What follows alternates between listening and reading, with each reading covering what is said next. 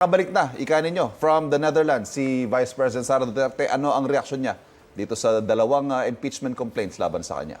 Well, ito naman pong mga impeachment complaints talagang anticipated na natin. In fact, the past few weeks talagang nagsasabi naman po ilang mga grupo na nagpaplano silang maghain. So, hindi na po naging sorpresa ito sa Vice Presidente, hindi na rin po ito naging sorpresa para sa defense team. Handa naman po kami na harapin itong mga In complaints fact, 1 year na kayo handa.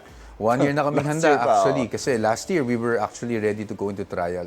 So dahil nga sa Supreme Court decision, hindi naman natuloy yon. But again, Right.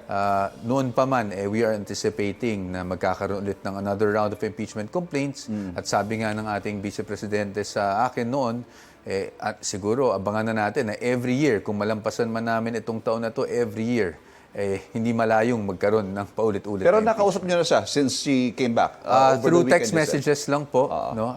Siyempre, binalita ko sa kanya yung lumabas ng resolution ng Supreme Court doon sa motion for reconsideration na inhihain ng House. At pagkatapos nun, malimit lang yung pag-uusap namin. And what were her Ang exact nangyari. words, if I may ask? Well, sa kanya naman, alam naman niya na alam na namin Yes. ang lahat ng gagawin namin. And she Okay. knows we're prepared.